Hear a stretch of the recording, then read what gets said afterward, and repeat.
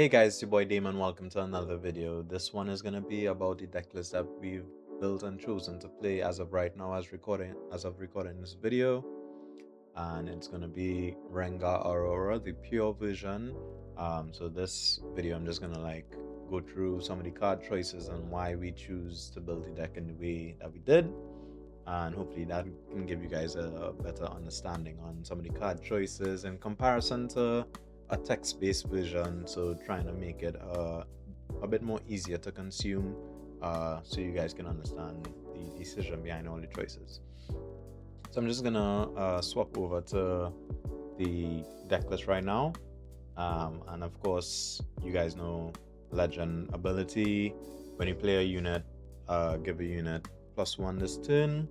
The rune split is 6 and 6 as of right now, and the chosen champion is the Rengar Trophy Hunter, which can be played at reaction speed on defense or to attack battlefield. Usually we want to use him as a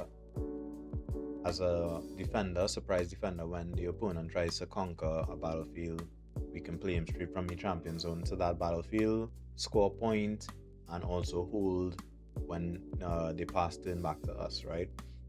So we kind of have to master the art of doing this and playing him when we know they won't have much reaction to this play, so we can capitalize and get in the points, as point tempo is very important when playing an Aurora version of a deck, right? And moving on to the battlefields, of course, Aspirant's Climb, Sigil of the Storm, two of the best battlefields when you're playing Aurora. Of course, the blind battlefield will always be Sigil of the Storm, Aspirant's Climb when you're going first, and Vile Mausoleum when you're going second, when you know they're going to choose to go first after game one or whichever, right? And of course, let's get into some of the core of the deck list. So of course, in my last guide I would have given you guys an idea of what the core elements of the deck are, and then what is replaceable based on your taste, based on the cards that you like to play. So in this deck there are a few flex spots, actually 6 in general, when we're talking about cards like Confront and Disposable Order. Those cards are cards that kind of replace themselves, basically making the deck a 34 card deck. Well, 33 because the legend is outside. They just replace themselves immediately and get another card. We always have a ton of energy available until we find Aurora, of course. So having these cards in the deck kind of makes us thin through the deck as much as possible, since we don't have much searching capability like other Aurora decks. One of the benefits of playing this version is that we have a lot more spells at our disposal that does damage, right? So we have cards like Incinerate, we have Piercing Light, we have Fallen Star, we have Void Seeker. We can actually play Sky Splitter as well, which are the benefits of playing a red Aurora deck. So we'll just talk about the breakdown of those cards now.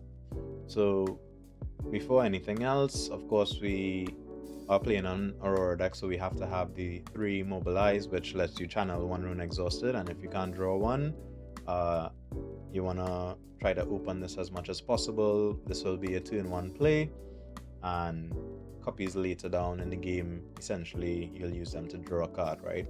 Or channel more runes if you deramp a lot while casting some of your abilities, well, spells or Aurora, etc. And the turn 2 play is almost always Catalyst of Aeons. This one allows us to channel 2 runes exhausted, and if you couldn't channel 2 runes this way, draw 1. Same thing as Mobilize, later on in the game helps you get back runes that you lost, or even allow you to draw another card. And last but not least, of course, Dazzling Aurora, 9 energy, 2 power. At the end of your turn, reveal cards from the top of your deck and reveal a unit played, ignoring its cost, and recycle the rest.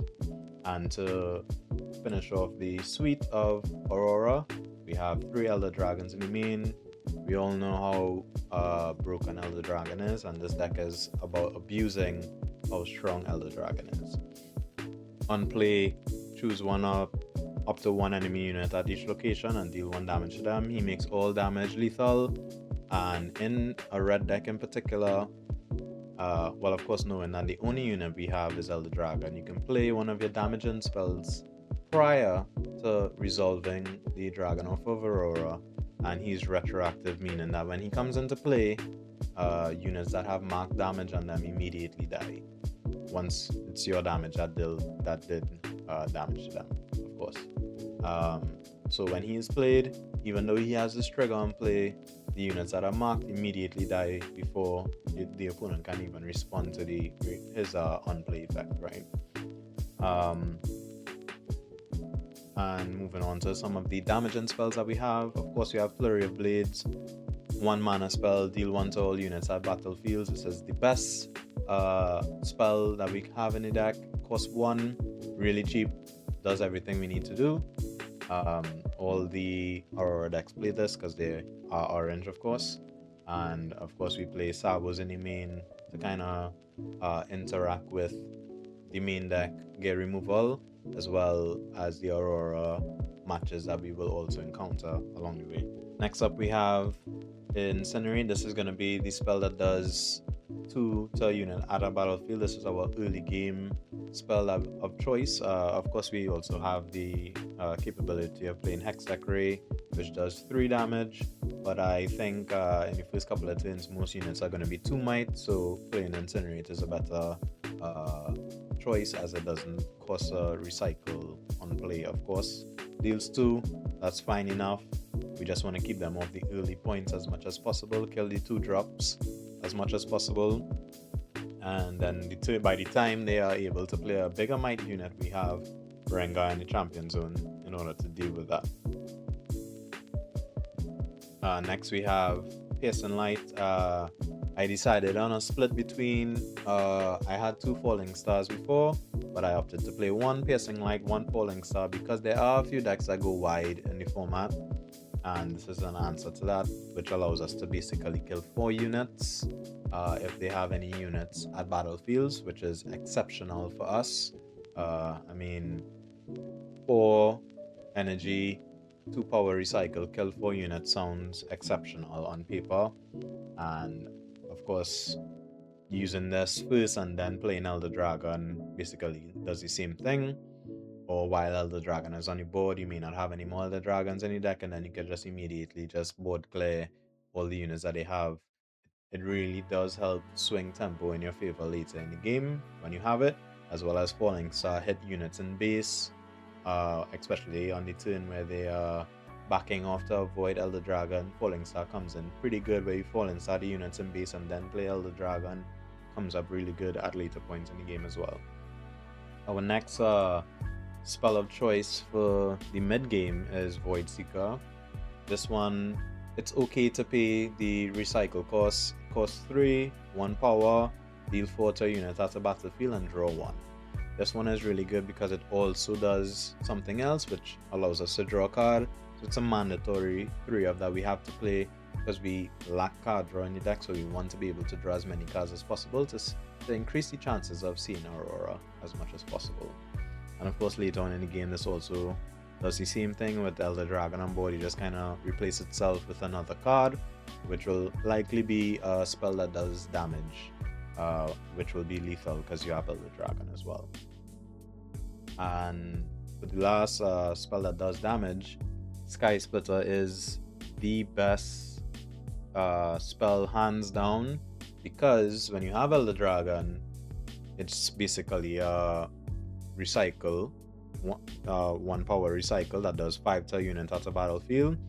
And because of this, on the turn you play Elder Dragon on Aurora, the first Aurora turn that you have, on their turn you could actually kill a unit that walks up to the battlefield to conquer. And they never play around this card because they always forget it exists, because they're not accustomed to playing against red Aurora decks, and this card is a very big blowout. So I will always try to keep as much copies of this card in my hand as possible once I have Aurora or see Aurora in my hand. Moving on to the main reason we play the deck is Thrill of the Hunt. This card allows us at reaction speed to banish a friendly unit and then play it to any battlefield ignoring its cost. So what this allows us to do is that when we play Elder Dragon, we can kill up to 3 units, 1 at each battlefield and 1 in base. And on their turn, when they attempt to conquer, we can now banish Elder Dragon, play it to a battlefield, kill a unit at either battlefield and 1 in base, and score a point, which allows us to get another point on hold when it comes back to us.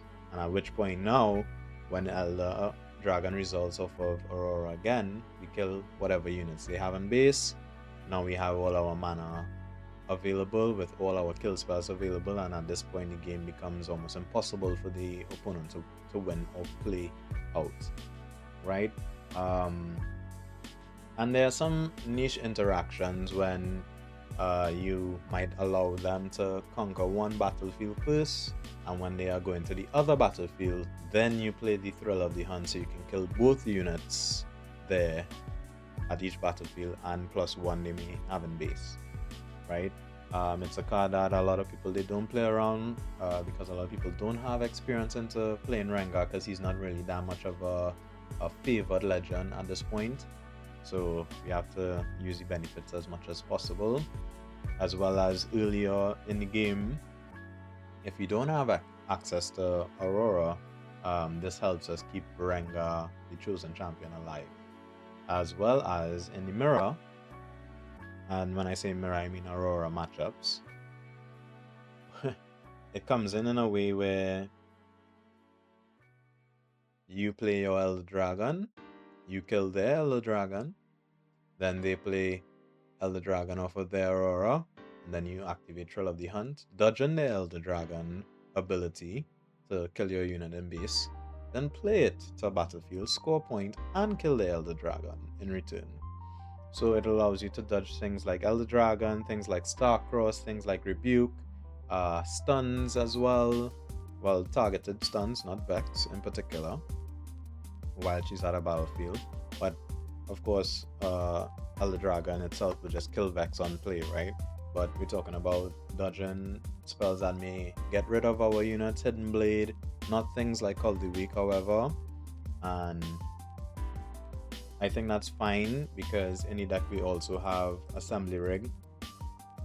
We aren't scared of our units being killed because we have Assembly Rig, which allows us to pay 1 energy and recycle a power to recycle a unit from trash, to play a 3 might mech unit token to base. This allows us to infinitely recycle Elder Dragon or Rengar from the trash, get an extra unit on board, which allows us to then play it off Aurora. So now we have 2 units in base ready to walk up into the battlefield on the next turn. And that will pretty much close out the explanations for the deck. I mean, based on my testing, the side deck doesn't really have much things you need against other decks.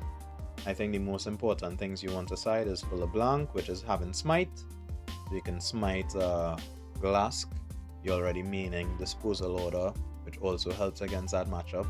Even though we're using it for draw, Disposal Order can also come up against purple decks such as Fizz when they're trying to target a spell to play from trash. You can always recycle it to the deck instead of drawing a card. Those matchups I may keep it for that particular reason. We have Unyielding Spirit. A big thing about Unyielding Spirit a lot of people don't realize is that it also counters your abilities and your spells and nullifies the damage from that. So this spell only comes in against spell slinger decks where you want to be able to keep your units alive, which rarely ever happens. It's usually mostly comes in for the mirror match against Aurora, where I want to keep my dragon alive for an extra turn, for example, which will allow me to clear their units as well, so I'll have more units in play in comparison to them. And then action, of course, is specifically usually only for an Aurora match as well.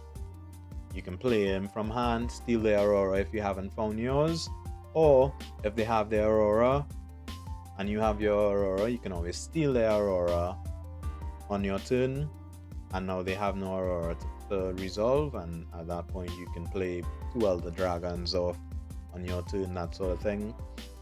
He also comes in clutch with Thrill of the Hunt as well, because there are times they're gonna play the Elder Dragon. If they have another Aurora, they're gonna play the Elder Dragon target action, and then you could throw up the hunt action away, play him to a battlefield, conquer, and steal the Aurora back again. So there are little niche interactions that we have playing action in the deck as well. One thing I did like previously was playing Bryn here, but of course having both of those cards available rarely ever came up.